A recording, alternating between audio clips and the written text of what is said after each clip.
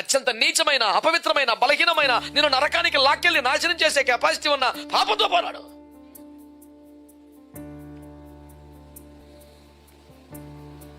చాలా మంది భార్య భర్తలు పోట్లాడుకో, ఇరుగు పొరుగు వారు పోట్లాడుకోవటం, కుటుంబ సంబంధాల్లో దైవిక భయము, ప్రేమ, సమాధానం లేకుండా కేకలేసుకోవటం చాలా మంది ఉంటారు. అందులో విచారకరంగా దేవుని బిడ్డలు ఉన్నారు. మీరు ఎవరైనా ధైర్యంగా సాక్ష్యం చెప్పగలరా? ఒక పాప నన్ను ఇబ్బంది పెడుతుంది, పదే పదే శోధిస్తుంది, నేను ఉపవాసం ఉన్నాను, ప్రార్థన చేశాను, దాంతో పోరాడాను, దాని సంగతి తెలిసానని. అది క్రైస్తవ సాక్ష్యం అంటే. మరి నీ సాక్ష్యం ఏంటి? నా కోసం ప్రాణం ఇచ్చాడు, ఈ పాపం కోసం కదా ఆయన చనిపోవాల్సి వచ్చింది, ఈ పాపాల కోసమే కదా ఆయన ఇన్ని బాధలు పెట్టబడవలసింది. నన్ను కన్నాడు, కొన్నాడు, ఇన్ని బాధలు పెట్టాడు, ఇన్ని బాధలు పడ్డాడు, ఇంకెంతకాలం ఆయన బాధ పెట్టాలి నేను, ఇక నేను చెయ్యను అని అనుకున్నా ఈ పదే పదే నాకు ఈ టెంప్టేషన్ వస్తూ ఉంది. కనుక నేను ఉపవాసం ఉండాలి, ప్రార్థన చేయాలి, వాక్యం చదవాలి, ఆరాధన చేయాలి, స్తోత్రాలు చెప్పాలి, ఎట్లా కట్ల దీన్ని జయించాలని కసి మీద కూర్చున్నాం. ఇప్పుడు ఒక రోజు ఈ గదిలో ఒక పూట ప్రేయర్లో కూర్చున్నాం, ఒక రాత్రి అందరినీ పడుకుని మెరుగ ప్రేయర్లోకి వెళ్ళావా? ప్రభా తెల్లవారు సత్వ విజయం రావాలి ప్రభా, జీవితంలో విజయమే ఎరుగని యాకోబును ఒక అఖండ విజయాన్ని ప్రసాదించిన దేవుడా నాకు కూడా విజయం తెచ్చి. ఒక రాత్రి ఆడవరు జీవితం అంతా ఎట్లా బాగుపడతావు? ఒక రాత్రి మేలకు ఉండలేవా? ప్రయాణంలో కానీ, ప్రమాదాల్లో కానీ, రైల్వే స్టేషన్స్ లో కానీ, హాస్పిటల్ ఎవరి కోసం కానీ నిద్రలేని రాత్రులు లైఫ్ ఎప్పుడు గడపలేదా? డ్యూటీలో కానీ నిద్రలేని రాత్రులు ఎన్నోసార్లు గడిపుంటారు. కానీ ఒక ప్రార్థన కోసమే నిద్ర మానమంటే మాకు వాళ్ళ కాదు. ఒక జీవితం అంతా విజయవంతమైన జీవితాన్ని ఎంజాయ్ చేయడానికి ఒక రాత్రి మేలుకోకుండా ప్రార్థన చేయి.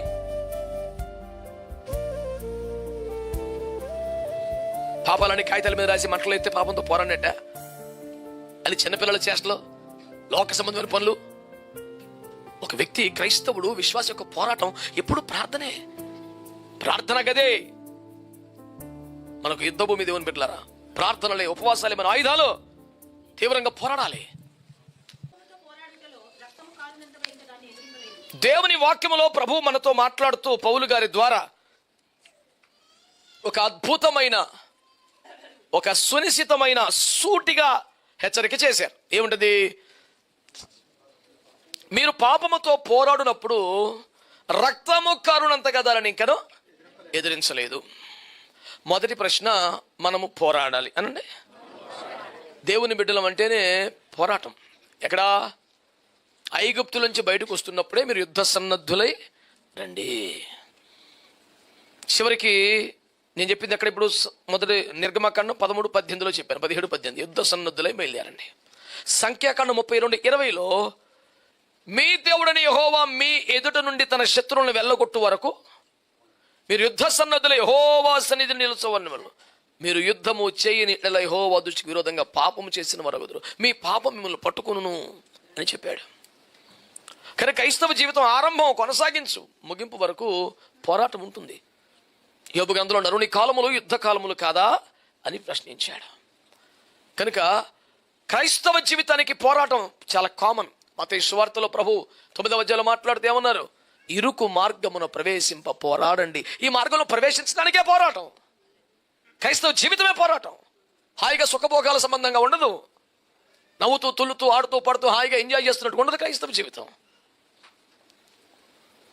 లోకము నన్ను ద్వేషించింది, మిమ్మల్ని కూడా ద్వేషిస్తుంది, ఇది కామన్ అని చెప్పాడు దేవుడు. గలతీ పత్రిక 4వ అధ్యాయంలో శారమ సంతానం, హాగరు సంతానం అనే మాటలు మాట్లాడుతూ ఏమని చెప్పారంటే, శరీర సంబంధమైన సంతానము ఆత్మ సంబంధమును లేదా వాగ్దాన సంబంధమైన సంతానమును హింసించున్నట్లే ఏ దినము కూడా జరుగును. లోకములు హింసిస్తుంది, జాగ్రత్తగా ఉండండి ప్రభు చెప్పాడు. వాగ్దాన సంతానమును ఆత్మ సంబంధమైన వారిని శరీర సంబంధమైన వారు బాధ పెడతారు, ఇబ్బంది పెడతారు అని తేటగా వాక్యంలో రాయబడింది. కానీ క్రైస్తవ జీవితం అంటేనే పోరాటం. అయితే మనం ఎవరితో పోరాడాలి అనే ఒక చర్చ ఈ వాక్యంలో మనకు తేలుతా ఉంది. పాపం అంటే ఏమిటి అని అడిగితే ఎన్నో వచనాలు బైబిల్లో ఉన్నాయి. ఆజ్ఞ అతిక్రమమే పాపం అన్నది ఎక్కువ మంది బాగా గుర్తుండే వచనం. అట్లాగే బైబిల్లో మూర్ఖుని యోచన పాపమని రాశాడు, సకల దుర్నీతి పాపమని రాశాడు, విశ్వాస మూలము కానిది ఏదో అది పాపం అన్నాడు, మేలైనది ఎరిగి చేయకపోతే పాపం అన్నాడు, ప్రార్థన చేయకపోవటం పాపం అన్నాడు. ఇలా ఎన్నో రకాల పాపాలు ఉన్నాయి. ఈ పాపాలు ఏవైతే ఉన్నాయో నేను మానేశానండి, మెల్లిగా కంట్రోల్ చేసుకున్నానండి, మెల్లిమెల్లిగా అవాయిడ్ చేస్తున్నానండి, ఇది సరిపోదంట, పోరాడాలి దాంతో. ఆమేన్. ఎందుకంటే పాపం అనేది ఒక దుష్ట స్వభావం. అది భక్తుడు కీర్తనల గ్రంథంలో దావీదు అంటాడు 19లో, దురభిమాన పాపమును నన్ను ఏలనీయకుము అంటాడు. అంటే పాపం యొక్క స్వభావం ఏంటంటే అది ఏమాత్రం ఛాన్స్ ఇచ్చినా మనం నిలబడి చేస్తుంది. ఉదాహరణకి వ్యసన పరులు కొందరు ధూమపానం కానీ మద్యపానం కానీ ఇత్యాది వ్యసనాలు కలిగిన వారు చాలా మందిని, ఇది నీకు మంచిది కాదు కదా, ఆరోగ్యానికి ప్రమాదం కదా, కుటుంబానికి నష్టమైంది కదా అని మనం ఏమైనా చూస్తే వాళ్ళు ఏమంటారంటే, చాలా మంది నాతో అన్నమాట, మాకు ఇష్టమే మానేద్దామని అనుకుంటున్నాం కానీ మా వల్ల కావట్లేదు.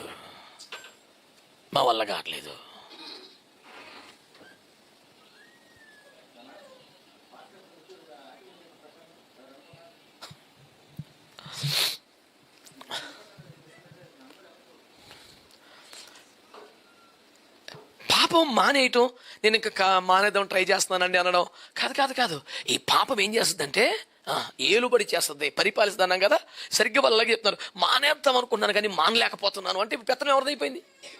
అయిపోయింది. నాకు వద్దు, నేను మానేస్తాను అన్నా సరే అదే ఏలుబడి చేస్తుంది. పెద్దవాళ్ళు ఎట్లా చెప్తారంటే, దాన్ని పాపం అట్ట మన దగ్గరికి వచ్చినప్పుడు, can you try me please అని అడుగుదాన్ని, ఒకసారి ప్రయత్నించకూడదా, ఒకసారి ట్రై చేయకూడదా అని బజ్జులాడుతుందట. ఒక్కసారి సర్లే పద్దా అడుగుతుంది కదా, ఆశిస్తుంది కదా, శోధిస్తుంది కదా, మనం యాక్సెప్ట్ చేస్తే లోపలికి వచ్చి టెస్ట్ వేసి కూర్చుంటే కెన్ యూ ఓవర్కమ్ మీ అని సవాల్ చేస్తుందంట. నన్ను దాటగలవా, నన్ను అధిగమించగలవా, నేను లేకుండా బతకగలవా?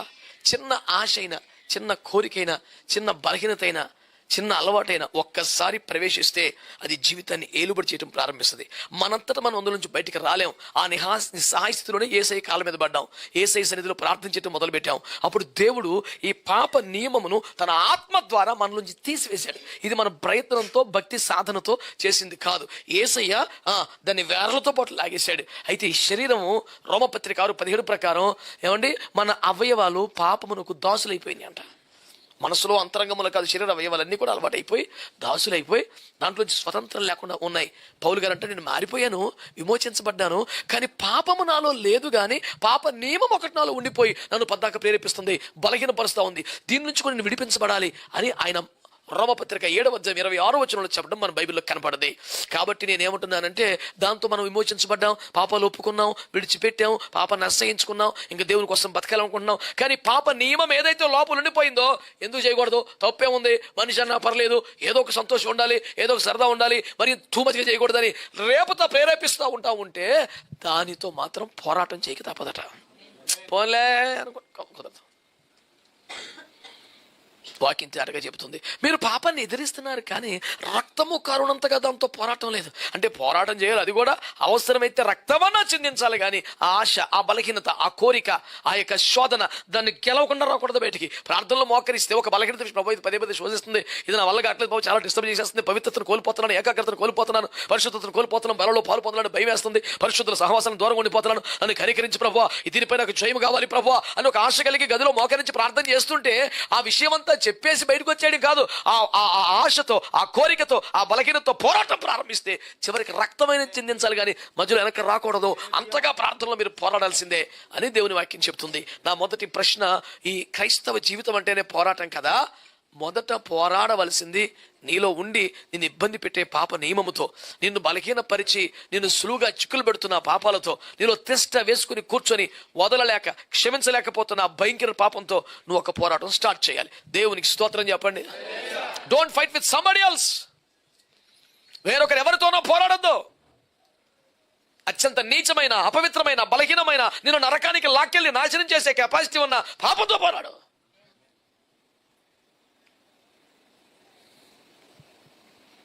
చాలా మంది భార్య భర్తలు పోట్లాడుకో, ఇరుగు పొరుగు పోట్లాడుకోవటం, కుటుంబ సంబంధాల్లో దైవిక భయము, ప్రేమ, సమాధానం లేకుండా కేకలేసుకోవటం చాలా మంది ఉంటారు. అందులో విచారకరంగా దేవుని బిడ్డలు ఉన్నారు. సంఘంలోకి వస్తే ఆత్మతో నింపడి భాషలు మాట్లాడినట్టుగా కనపడతారు, వాటికి దుర్భాషలు వస్తున్నాయి. ఇది అసాధ్యం అంటాడు యాకోబు పత్రిక 3:5. ఒకే బావిలోండి ఉప్పు నీరు మంచి నీరు రావు, కుదరదలగంటాడు. ఏదో మాయ చేస్తున్నాం, ఏదో మేనేజ్ చేస్తున్నాం, అంతా వేషధారణ కరెక్ట్ కాదని చెప్తున్నాడు వాక్యంలో.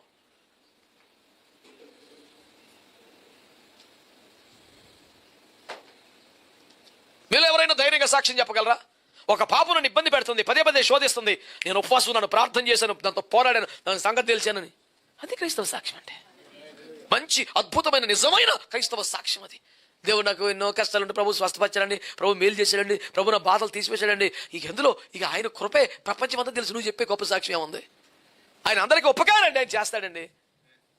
ఆయన శరీరధారిగా భూమి మీద పనిచేసిన కాలంలో కోట్ల మంది జన సమూహాలు వస్తే మీరు మార్మల్స్ పొందితేనే స్వస్థపరుస్తాను, బాప్తిసాలు పొందితేనే మేలు చేస్తాను అన్నాడా?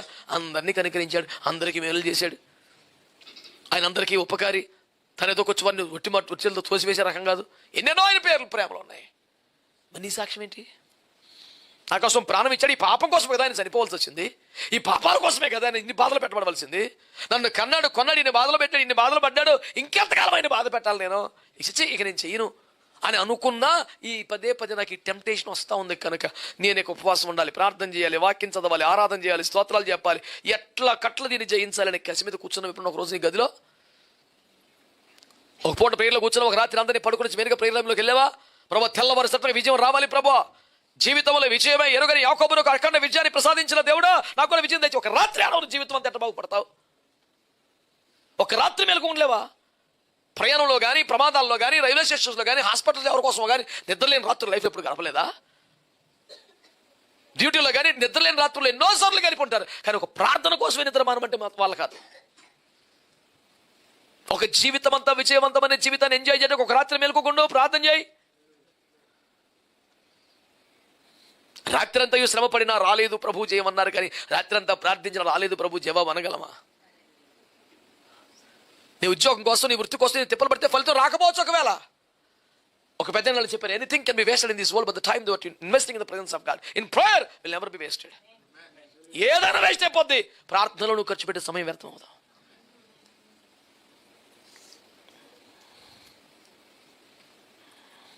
పాపాలని కాగితాల మీద రాసి మంటలు ఎత్తే పాపంతో పోరాడినట్ట అని చిన్నపిల్లల చేష్టలో లోక సంబంధమైన పనులు. ఒక వ్యక్తి క్రైస్తవుడు విశ్వాస యొక్క పోరాటం ఎప్పుడు ప్రార్థనే. ప్రార్థన గదే మనకు యుద్ధ భూమి. దేవుని బిడ్డలారా, ప్రార్థనలే ఉపవాసాలే మన ఆయుధాలు. తీవ్రంగా పోరాడాలి. ఎఫెసులో మృగములతో పోరాడి తిరిగి అని పౌలు గారు అంటే నిజంగా మృగాలతో పడలేదు, మృగలను మనుషులతో కర్రలు పట్టుకెళ్ళాడు మీదకి. ప్రార్థనలోనే కదా. నిజమైన మృగాలతో పోరాడాడు, లేదా మృగం లాంటి మనుషులతో భౌతికంగా దెబ్బలాట దిగాడా? కేవలం ప్రార్థనే. అందుకని ప్రార్థనలో పట్టుదల కలిగి ఉండమంటాడు, ఆత్మలో తీవ్రత కలిగి ఉండమంటాడు.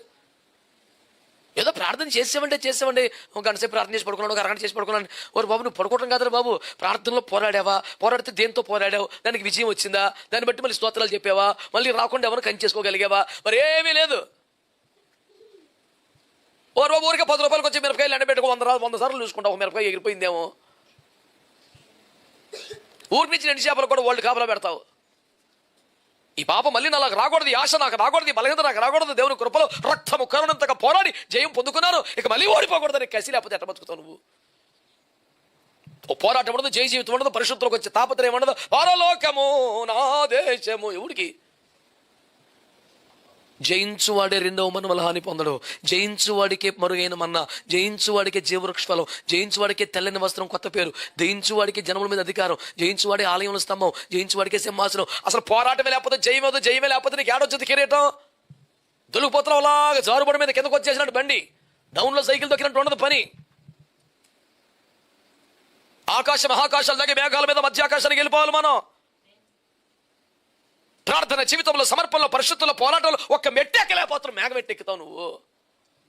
టైం పాస్కి ఇచ్చేంటి చేయబాకు. నువ్వు పోరాడాల్సింది వాళ్ళతో వీళ్ళతో కాదు, పాపంతో పోరాడాలి. ఆత్మీయంగా ఒక తీవ్రతను, ఒక దైవవైశ్యంతో నిర్ణయం తీసుకోండి. తుయితైర సంఘపు కాపరితో మాట్లాడితే ఏమన్నాడు తెలిసిన?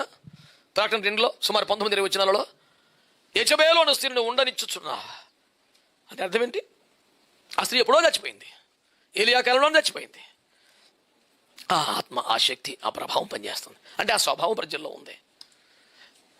ఏం చేస్తుంది యెజబెలు ఆత్మ? తడబాటు కలిగి చేస్తే, ఎవరు దేవుడు ఎవరు కాదు, ఏది సత్యమే తప్ప ఒక కన్ఫ్యూజన్లో పెట్టేస్తే ప్రజల్ని.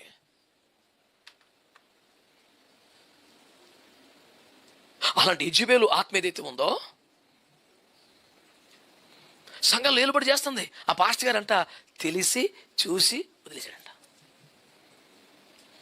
యెజబెలు అను ఆత్మను ఉండనిచ్చుచున్నావు అంటే నువ్వు తలుచుకుంటే, నువ్వు పంతం పడితే గట్టిగా పోరాడితే వెళ్ళిపోవాలి, పాటిగా నువ్వే ఉండేస్తా పర్లేదులే.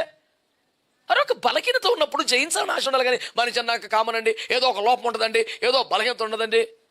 స్టూడెంట్ అన్నాక 2 పేపర్లు తప్పుతాడండి, సిగ్గులేకపోతే సరి. పాస్ అవడం కాదు బాబు, 99 మార్కులు వచ్చి మరి వాళ్ళ సంగతి ఏంది?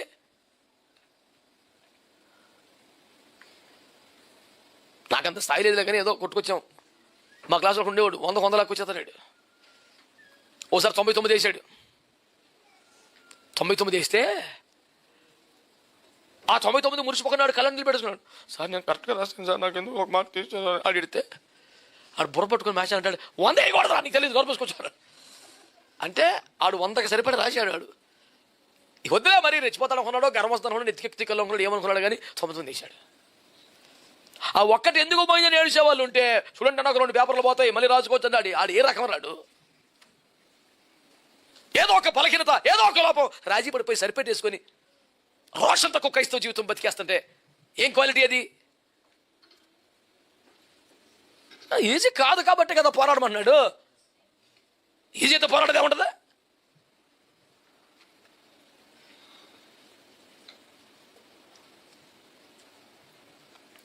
పాపంతో పోరాడాలి, పాపంతో పోరాడాలి.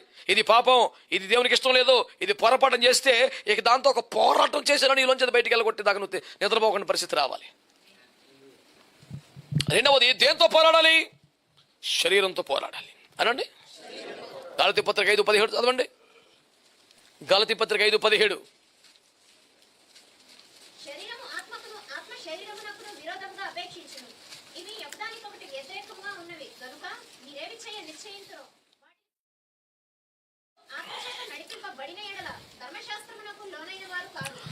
ఈ శరీరము ఆత్మకు విరోధంగా అపేక్షించి ఊరుకుంటుందా?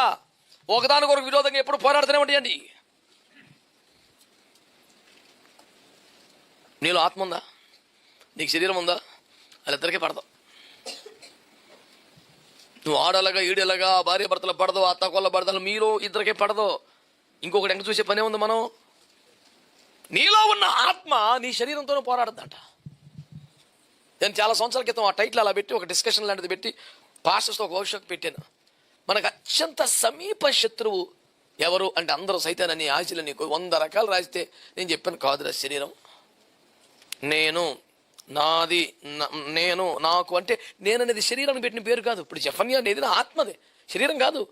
ఉదాహరణ కావాలి, ఇప్పుడు నేను చచ్చిపోయాను అనుకో, మాట్లాడితే చచ్చాను అనుకో, ఎవరో ఒకరు పాస్ గారికి యాకేసుకి కూర్చో భూస్థాపనకు స్టార్ట్ చేశారనుకో, భూస్థాపనలు ఏం చెప్తారు? ఇంతకాలం మన మధ్యలో జఫన్యా గారు లేదు, దేవుడి దగ్గరికి వెళ్ళిపోయాడు అంటారు.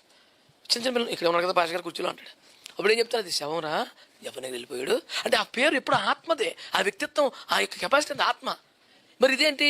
శరీరం నివసించడానికి ఇది ఇల్లు, ఆత్మ నివసించడానికి ఇది ఇల్లు. ఇది ఇల్లు అంతే, ఇదే జఫన్యా కాదు, ఇది ఇల్లు, ఇది కట్టె, ఇది వస్త్రం, లోపల అసలు వాడు అయితే ఆడికి ఈడికి పడదు అంటే ఇంటోడికి హౌస్ ఓనర్కి పడలేదు. ఈ లోపలోడు ఈడు ఇల్లు ఇచ్చినందుకు కృతజ్ఞతగా ఉండాలి కదా, ఈడుతో తగు. అప్పుడు ఏడు చేయాలట? అసలు లోపలోడు కాబట్టి, ఈ పయ్యోడే ఉత్తోడు కాబట్టి ఈ నడి శతకోటి వేయాలట. ఆత్మకు విరోధముగా పోరాడుతుంది ఇది. అప్పుడు ఏం చేయాలంట? 1 కొరింథీ పత్రిక 9:27 ఏం చేయాలంట? నలగొట్టాలి అనండి. అది ఎప్పుడు 1 కొరింథీ 2 కొరింథీ 11:27. నేను ఇంకా 1 9:27లో ఉన్నాను. తండ్రి మనం ఒకటే పట్టుకుంటేట నా శరీరమును నలగొట్టి దాన్ని లోపరచు అంటే లోబడాలంటే ఏం చేయాలి? లేక లొంగది. ఇది తమ ప్రేమ విందులో తమను తాము దర్జాగా పోషించుకుంటున్నారంట. ఓరు బాబు దాన్ని మేపేస్తాం కదా, పంది కోరుకుని మేపినట్టు నన్ను నలగొట్టాలా? ఎట్ట నలగొట్టాలి? ఒక కర్రీచి నుంచి కొట్టాలి, ఇంకా బండోడు మున్నోడు అయిపోతావు. 2 కొరింథీ 11:27 ఉపవాసాలతో, జాగరణాలతో తరచుగా తరచుగా తరచుగా, అప్పుడప్పుడు కాదు, అరుదుగా కాదు, తరచుగా. నన్ను ఒకడు అడిగాడు, అలా ఉపవాసాలు అంటే రెగ్యులర్గా ఉండను కానీ సంవత్సరం 2 సార్లు ఉంటాను అన్నాడు. ఎప్పుడు అంటే గుడ్ ఫ్రైడే పగలంట, December 31 నైట్ అంట. ఇది అది కలిపితే ఒక రోజు అయింది అడిగి 364 రోజులు తినేస్తాం వీడు, తిండి మండిపోనని. అప్పుడప్పుడు చిన్న గ్యాప్ ఇవ్వాలరా నాయన, ఇట్లా దుర్మార్గం. కొండెక్కింది కానీ కొత్త బండి వేసుకొని ఘాట్ రోడ్ని ఎక్సైడ్ మొత్తం తిప్పేసి పట్టుకుంటే బండి చెడిపోతుంది. అప్పుడు కొంచెం వదలా, మొత్తం తిప్పేసి అలా పట్టు కూర్చుంటే కొత్త బండి కూడా బోరుకొచ్చేది, అయిపోయినట్టే లైఫ్.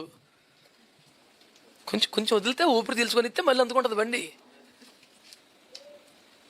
ఈ ఘాట్ రోడ్లో మేము తిరుగుతుంటాం కదా, ఇటు అరకని, పాడేరని, ఇటు ఏంటిది సుంకి, సునాబేడ, ఇవన్నీ తిరుగుతూనే ఉంటాం కదా సేవకే.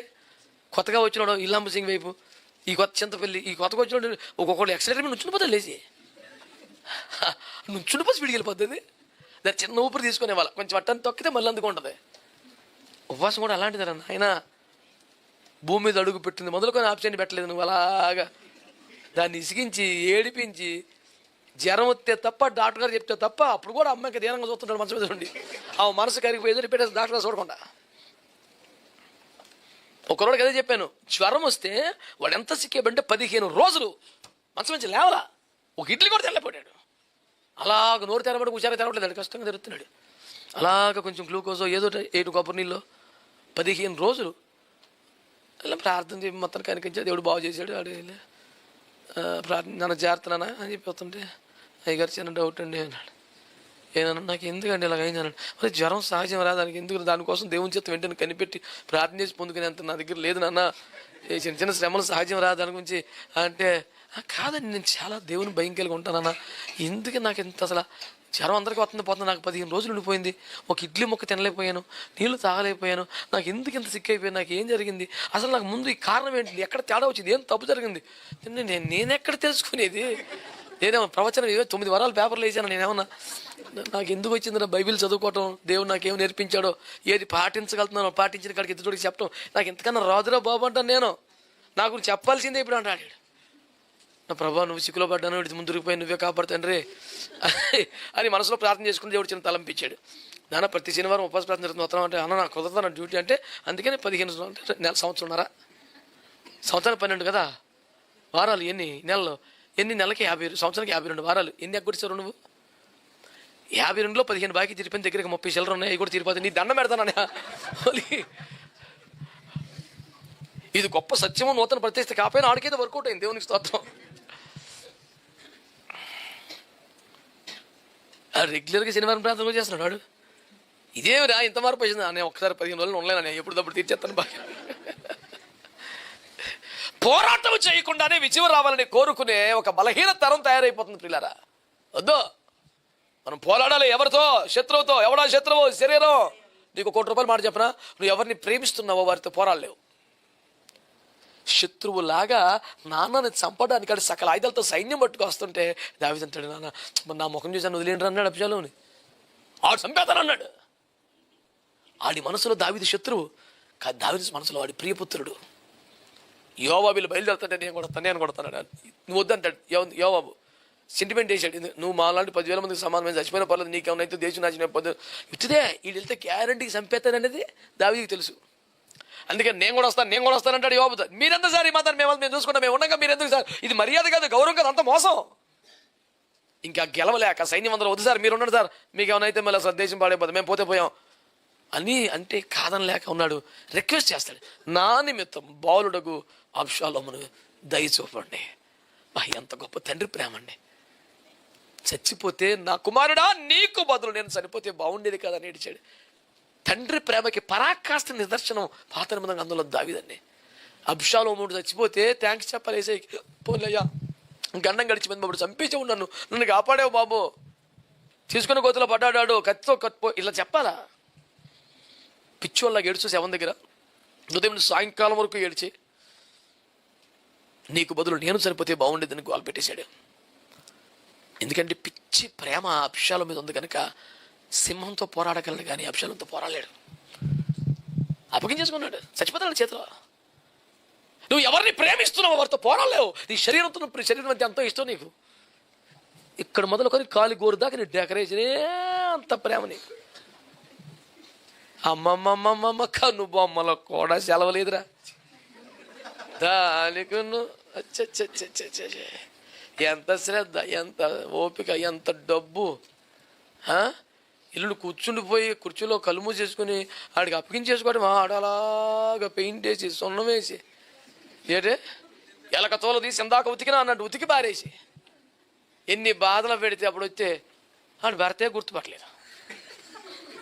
ఏమంటే ఏంటి అలా చూస్తాను, నువ్వేనా మొత్తం లోపల రంగు మార్చా.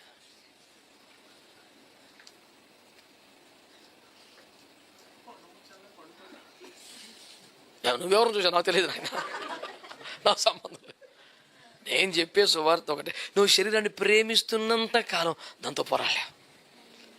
శరీరాన్ని నలగొట్టాలి, దాన్ని లొంగదీయాలని కసినికి రావాలి, అప్పుడు కానీ పని చేయలేవు నువ్వు.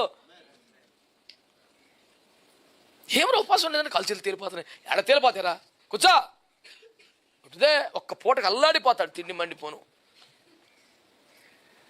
ఏం చచ్చిపోతారా? కొంచెం నీరసం వస్తుంది రాని, కడుపులో మంట వస్తుంది రాని, నీ పేగలు గోల పెడుతుంది పెట్టినవా అంతరంగమైన సమస్త ఏడవలని వాక్యం ఉంది, ఏడవని పూట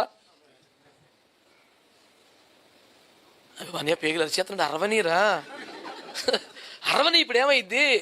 నీకు మంచిగా జరుగుద్ది, నాశనం అవ్వవు నువ్వు, నీకు మేలే కలుగుద్ది. పోతే పాపమే పోతే దైద్యం పోతే పోనే, ఓ అల్లాడిపోతున్నావు నువ్వు. ఆత్మకు విరోధంగా శరీరం ఏం చేస్తుందంట? దాన్ని నలగొట్టేయాలి కానీ గెలవాలి నువ్వు, అంతే. ఇంకా తిండి నిద్ర రెండు తగ్గిస్తేనే శరీరం నలుగుద్ది. కడుపు నిండా తింటే కడుపు నిండా పడుకుంటే ఇక నలగదు అది, ఇక నలగదు నాయనో. నీకు లొంగదో, నిన్నే లొంగ తీసేస్తుంది, నువ్వే ఓడిపోతావు. జయ జీవితంలో జయించిన వారి లిస్టులో నీ పేరు ఉండదు. జయించిన వారితో కలిసి ఆడగలుగుతావు నువ్వు, కలవేక పోయిందే కోటం. దేంతో పోరాడాలి? నీ సొంత శరీరంతో పోరాడాలి, పాపముతో పోరాడాలి, రెండు శరీరంతో పోరాడాలి. ఎఫెసీయులు 6:12 ఏమంటాడు? మనము పోరాడున్నది శరీరులతో కాదు. అంటే ఏ శరీరం మనకు శత్రువు కాదు. వాడు శత్రువు వలె ప్రవర్తించవచ్చు. యోబు ఏమంటాడు తన భార్యతో? మూర్ఖురాలి వలె నువ్వు మాట్లాడు. నువ్వు మూర్ఖురాలి కాదు, మూర్ఖురాలాగా నువ్వు మాట్లాడుతున్నావు. నీ ఒరిజినల్ వాయిస్ కాదు, నీవు ఎలాంటి దానికి కాదు, ఎక్కడో తేడా జరిగింది. నువ్వు ఆడి మాటలు మాట్లాడుతున్నావు ఏంటి? మా మోకరించి ప్రార్థన చేద్దాం. నువ్వు ఇలాంటి దానికి కాదు కదా, నువ్వు ఇలా ఇప్పుడు మాట్లాడదే, కొత్తగా ఏం మాట్లాడుతున్నావు? వేరొక ఆత్మ వేరొక స్వభావం పనిచేస్తుంది, నీది కాదు. నాకు తెలుసు, నా భార్య భక్తి కలిగింది, నా భార్య సమర్పణ కలిగింది, నా భార్య దేవునికి లోబడేది. ఎట్లాంటి మాట్లాడు నా భార్య మాట్లాడదు.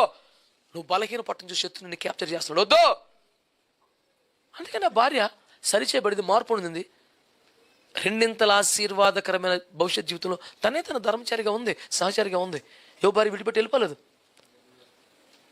ఆ వ్యక్తిని దేవుడు కనుకరించాడు, మరలా శ్రేష్టమైన బిడ్డలు ఇచ్చాడు. వాళ్ళు మిక్కిలి సౌందర్యవంతులుగా వరములతో వాడబోయే వాడిగా మార్చేశాడు. ఆ ఉపదేశం, ఆ హెచ్చరిక ఆమెను సరిచేసింది. మనుషులు అనగా బలహీన పడతారు, చెప్పుకోవాలి. ప్రసంగి 4:9-12 మధ్య ఏమన్నాడు? వారిలో ఒకరు పడిపోతే మరొకరు లేపుతారు కదా. భార్య భక్తిలో సన్నగిలుతుందా? బైబిల్ చదవట్లేదా? ప్రార్థన చేయట్లేదా?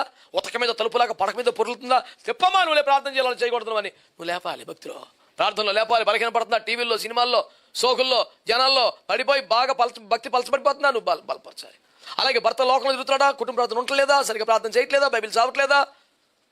మేపేటింగ్ అది కూర్చోబెట్టి నన్ను ఇలా చేయకూడదు, మీరు ఫ్యామిలీ పిల్లలు ఉండాలి, పిల్లలతో కలిసి ప్రార్థన చేయాలి, మీరు అలా రాకూడదు, మీరు ఇలా చేయకూడదు. తిడతాడా? ఒక మాట పడు, ఏమవుద్ది ఇప్పుడు? నీ భర్తని ఒక మాట అనకూడదా? అన్నయ్య ఇప్పుడు ఏమైపోయింది? బంగారం కోసం పడిచేరు కూడా తనులు తిన్నప్పుడు లేని ఇబ్బంది ఏమైపోద్ది? ఇప్పుడు ఒక మాట అంటే తప్పే ఉంది. అన్నయ్య నీకు తండ్రి తర్వాత పెద్ద దిక్కు భర్తే కదా, ఒక మాట అన్నయ్య ఏమైపోయింది? ఇప్పుడు పోరాటం ఉంటుంది శరీరంతో. కనుక శరీరాన్ని ప్రేమిద్దామా, శరీరాన్ని నలగొడదామా? అట్టయితేనే భక్తి. ఒకటి పాపంతో పోరాడాలి, రెండు శరీరంతో పోరాడాలి. 3 ఎఫెసీయులు 6:12 దురాత్మల సమూహంతో పోరాడాలి. దాన్ని 3వ ప్లేస్లో ఎందుకు పెట్టాను? పాపాన్ని జయించకపోతే, శరీరం లొంగదిపోతే దురాత్మలు లొంగ చెత్త కొట్టేస్తాయి. ఒక ఐపీసీ చర్చిలో ఒకసారి జరిగింది ఇది. ఒక భయంకరమైన దయ్యం పట్టిన వ్యక్తి ఎంతమంది ప్రార్థన చేసి అల్లాడించేస్తున్నాడు లొంగట్ల. సంఘ పెద్దలు, బ్రదర్స్, సిస్టర్స్ అందరూ కలిసి మధ్యలో చుట్టూ మోకరించి బాగా ప్రార్థన చేస్తూ ఆ శక్తులను బంధిస్తూ దాన్ని పొమ్మని ఆగి పవర్ఫుల్ ప్రేయర్ నడుస్తుంది. అందులో ఒక సంఘ పెద్ద గారు కొన్ని గిల్లి ఇట్లాంటి అలవాట్లు ఉన్నాయి. ఇటు బయటికి కుదురుకున్నాడు. భార్యని పిల్లలు ఎక్కించుకెళ్తే టైం ప్రకారం వచ్చాడు. చూస్తే ప్రార్థన అవుతుంది. ఏంటి, ఏం జరుగుతుంది ఇక్కడ అని లోపలికి వచ్చాడు. ఒక దురాత్మతో పెద్ద ప్రార్థన. దయ్యానికి చెప్పేట ఏ ఇస్తున్నాడు, పెద్ద ఇంతమంది బయలుదేరి తెగ భాషలు మాట్లాడతారు, ప్రార్థన చేసి దయ్యం వెళ్ళకొట్టలేకపోతున్నారా జరగండి అని వచ్చి ఇతను కూడా చేపెట్టాడు ఆ దయ్యం నెత్తి మీద. అందరు ప్రార్థన చేస్తారు, ఈయన ప్రార్థన చేస్తారు. ఇంతమంది ప్రార్థన చేస్తుంటే అది ఏమనలేదు. ఈ బాబు చేయట్టగానే ఈ ఎయిర్పోర్ట్కి ఇరిసిందండి. అది తర్వాత అతను 20 సంవత్సరాలు బతికాడు. 20 సంవత్సరాలు ఈ వేలు అలాగే ఉంది. మళ్ళీ సెట్ అవ్వలేదు అంతమంది ప్రార్థన చేసిన. సాక్ష్యం ఉంచాడు యేసు ప్రభు. శరీరాన్ని జయించకుండా, పాపాన్ని ఓడించకుండా ఏదో వేస్తున్నాం అంటే సరదా కాదు. ప్రధాన యాజకుల కుమారుని 7 బట్టలు చెత్త కొట్టింది. అక్కడ నాకు ఆశ్చర్యం కలిగించే పదం ఏంటంటే, అది వారి మీద పడి వారిని లొంగ తీసుకుని, ఆ పదం 7 లొంగేసి చెత్త కొట్టేసింది పట్టుకొని. ఇది శరీర బలం కాదు కదా. ఒక దూత కెపాసిటీ ఎంత? ఒక రాత్రి 1,85,000 మందిని చంపే కెపాసిటీ ఒక దూతకు ఉంటుంది. పడిపోతే వాడి ఆధిపత్యం పోయింది, స్థానం పోయింది, గౌరవం పోయింది, మహిమ పోయింది, బలమేంటి పోదు. ఒక ఆత్మని ఎండకున్నారు ఒక దయ్యం అంటే. పట్టిట్లో అయితే ఇరిగిపోయింది దెబ్బకి. ఇంతమందిని ముట్టుకోలేదు. అటు భూమి మీద అటు ఇటు అందరం చూస్తూ ఉంటాడు. బస్ స్టాండ్లో ఎందుకుంటున్నామో డబ్బా కూడా దగ్గర ఎందుకున్నాడు మొత్తం తెలుసు కదా. అడిగి లఘు కట్టేతాడు. ఆకాశ మండల మందున దురాత్మల సమూహములు, ప్రస్తుత సంబంధులకు లోకనాథులు, అధికారులు, ప్రధానులు, ఇంతమందితో పోరాడాలి. నువ్వు ఎంత ప్రార్థన శక్తి కావాలి, ఎంత వాక్యం చదవాలి. 40 రోజులు ఉపవాస ప్రార్థన నుండి బయటకు వచ్చిన యేసు ప్రభు శత్రువు అటాక్ చేస్తే ప్రతిసారి వాక్యాన్ని వాడాడు. ఇలా రాయబడి ఉంది, ఇలా రాయబడి ఉంది అంటే ప్రార్థన శక్తి ఉండాలి, వాక్యం ఉండాలి. యేసు ప్రభుకి ఎలాగుంటేనే గెలిచాడు రా బాబు అంటే మనం ఎంతండి. ఎందుకు వచ్చేస్తున్న ధీమా, ధైర్యం ఏదైనా కొట్టుకుంటాకి తప్ప. ఎందుకు వచ్చిన ధైర్యం అండి? దురాత్మల సమూహంతో పోరాడాలి మనం. సాధారణ ఒక నెట్వర్క్ పెట్టుకున్నాడు. దేశం మీద ఒకరిని పెట్టాడు, రాష్ట్రం మీద ఒకరిని పెట్టాడు, జిల్లా మీద ఒక పెద్ద అంధకార సంబంధాలకు లోకనాథులు, ప్రధానులు, అధికారులు, ఆకాశ మండలము తిరుగాడుతున్న దుష్టాత్మల సమూహాలు. ఇంతమందితో ఒక క్రైస్తవుడు పోరాడాలంటే ఎంత ఛాలెంజింగ్ వ్యవహారం అది. చులకనగా లోకు గట్ట తీసుకుంటావు నువ్వు. వాక్యం చదవకుండా ప్రార్థన చేయడం ఎలా రోడ్డు ఎక్కిపోతున్నావు నువ్వు. రక్తం కిందికి రాకుండా స్వనీతి ఎలా బయటకు వస్తున్నావు నువ్వు. స్తుతులు స్తోత్రాలతో నీ పెదవులు నిండిపోకుండా వ్యర్థమైన మాటలు జట్ట గడిపేస్తున్నావు నువ్వు. దేవుని చోచన కరుణతో వాడిని చూస్తే భయం వేస్తుంది. కానీ సినిమా అప్పుడు దాకా చూసి మొహం దానికి లెక్క. ఎందుకు భయపడుతున్నాడు? పోరాడాలండి, శక్తిని సంపాదించుకోవాలి. 4వది చివరి దేవుని బిడ్డలారా, యోధాపత్రిక 3వ వచనం అంటాడు చూడండి.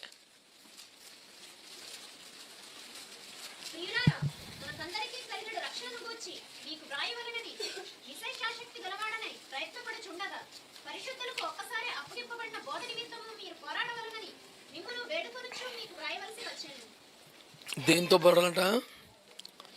పరిశుద్ధులకు ఒక్కసారి అప్పగించబడిన బోధ నిమిత్తము పోరాడవలనని మిమ్మల్ని వేడుకొనుచు మీకు రాయవలసి వచ్చింది. The apostle requesting the church. సంఘాన్ని బతిమాలుతున్నాడు. ఏమని? మరి ఈ బోధ కోసం పోరాడంటారా? ఎప్పుడు హక్కుల కోసం, రిజర్వేషన్ కోసం రెబ్బన్ కట్టుకుని రోడ్డు ఎక్కేస్తున్న బాబు క్రైస్తవులు ఇంతేనా? ఎప్పుడును అబద్ధ బోధలు పెరిగిపోతున్నాయి, దొంగ బోధలు ప్రవేశిస్తుంటే, అయ్యయ్యో సత్యమునకు భిన్నమైన బోధలు వస్తుంటే, అపోస్తలులు ప్రకటించిన దగ్గర భిన్నమైన సువార్తలు వచ్చేస్తుంటే, వేరొక యేసు, వేరొక ఆత్మ దొరబడుతూ ఉంటే పోరాడతా? రోషన్ తక్కువ క్రైస్తవుడు అంటాడు మనకి ఎందుకని మనం దేవుని ప్రేమను బట్టి క్షమించాలి. దేవుని ప్రేమను క్షమించేది నీ శత్రువు నిన్ను బాధ పెట్టినోడిని, సంఘాన్ని నాశనం చేసిందని కాదు. ఈ ఆశలు బయలుదేరి, దొంగబోతలు బయలుదేరి దేవుని సంఘాన్ని నాశనం చేస్తుంటే ఇది ప్రేమించాలంటే ఎట్ల మీద యజ్బేలా పనికి మళ్ళీ మాటలు. పరిశుద్ధులకు ఒక్కసారి అప్పగించబడిన బోధ కొరకు మీరు పోరాడండి. ఆస్తుల కోసం, హక్కుల కోసం, తిండి కోసం కాదు పోరాటం. అపోస్తుల బోధ కోసం పోరాడాలి. అబద్ధ బోధలు నశించాలని, ఆ బోధలు ఆగిపోవాలని, అందరూ సత్యంలోకి రావాలని, ఈ పునాది మీద కట్టబడాలని ఒక పోరాటమే చేయాలి క్రైస్తవుడు. అంటే మా డినామినేషన్లు అండి, ఓరు బాబీ డినామినేషన్లు ఏమి లేవు, అన్నీ ఒకటేనో. మా సంఘం, మా డినామినేషను ఎవరికాడు కట్టేసుకున్నాడు, వాడు ఏమి లేదు. అందరిని యేసు రక్తమే కొనింది, అందరిని వాక్యమే కడుగుద్ది. ఇప్పుడు ఒకే స్కూల్ అండి, ఒక 10th క్లాస్ ఉన్నాడు, 8th క్లాస్ ఉన్నాడు. ఇప్పుడు ఏమైపోయింది అయితే? నువ్వు బేబత్సంగా తీడు సన్నాసి కాదు.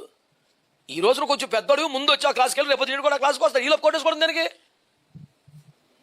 నన్ను పిలిస్తే ఏ ఊరైనా, ఏ దేశమైనా, ఏ సంఘమైనా వెళ్తాను నేను. ఒక నామకర్త సంఘానికి వెళ్తే మా పాచకర్లో ఒకటి ఫోన్ చేశాను, అన్నాడు పలా చర్చికి వెళ్ళావట. అవునా? నామకర్త ఎందుకు నువ్వు అలాంటి సంఘాలకు వెళ్తావేటనా? మాకు చిన్న తలనొప్పి ఇక్కడ, మీ వాడు అక్కడికి వచ్చాడు ఇక్కడికి వచ్చాడంటే మాకు చాలా నామోషిగా ఉందంటే నేను అన్నాను, ఇంకెప్పుడు ఆడు జఫనే మా ఊడు కదాడు పడిపోయాడని చెప్పిరా అన్నాను. అలా కాదు, నేను నోర్మై మళ్ళీ మాట్లాడతావు. అది నామకర్త సంఘం అన్నందుకైనా మనం వెళ్ళాలి కదా.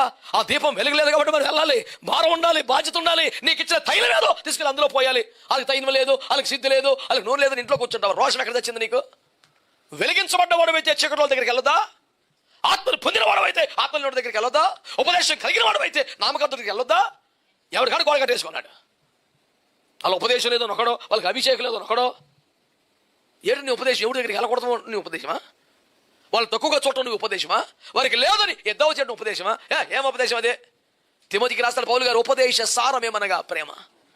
ఉపదేశ సారమే ప్రేమ అయితే ఉపదేశం పేరు మీద ప్రేమించకుండా చేయటం తెలివి ఉందా నీకు? చెప్పనా? ఉపదేశం లేకపోవటం లోపం, ప్రేమించకపోవటం పాపం. ఇప్పుడు ఒక లోపం తన పరలోకం, నువ్వు పాపంగా నువ్వు పరలోక నాశనం అయిపోయింది నీకు. లోపంతో పరలోకం నడిచి చెప్పామంటే 2 కాళ్ళు కలిగి నరకంలో పట్టగానే ఒక కాలుతో అంటే లోపంతో కూడా రావచ్చనే అర్థం. వాడు కోల్పోయినా రావగలవు నువ్వు, కానీ లోపంతో రాగలవు, పాపంతో రాలేవు. ఉపదేశం లేకపోవడం లోపమే. కానీ ఆ పేరు మీద ద్వేషించడం, ప్రేమించకపోవడం పాపం ఉద్దేశంగా. నీకు ఉపదేశం బాగా వచ్చు, నచ్చ మీద నరకానికి పోయావు. ప్రభా నాకు ఇంక ఉపదేశం లేదు ప్రభా, క్షమించిన ఆయన, నన్ను నేర్పించి ఆయన అని పర్లం కూర్చాడు. అదే రోమ 14 రాశాడు, నువ్వు ఎవరిని చూసి అసహించుకున్నావో వాడు రేపొద్ద దేవుడు వాడిని చేర్చుకుంటే నువ్వేమైపోతావు అని అడిగాడు. నువ్వు తలెత్తుకోగలవా, ముఖం చూపించగలవా అని అర్థం. తీర్పులు తెచ్చడం, డైలాగులు వేయటం మానేసి నువ్వు రక్షణ పొందితే రక్షణ లేని వారి దగ్గరికి వెళ్ళాలి, ఆత్మను పొందితే ఆత్మ లేని వారి దగ్గరికి వెళ్ళాలి, ఉపదేశం వస్తే ఉపదేశం లేని దగ్గరికి వెళ్ళాలి. ఈ మాత్రం సింపుల్ సూత్రం తెలుసుకో, ప్రయాసపడు. 4 ముక్కలు పాపంతో పోరాడండి, శరీరంతో పోరాడండి, క్షమించాలి, దురాత్మల సమూహాలతో పోరాడండి, అబద్ధ వాళ్ళతో పోరాడితేనే క్రైస్తవుడివి, జయిస్తేనే పరలోకం. దేవుడు మనం దీవించును గాక.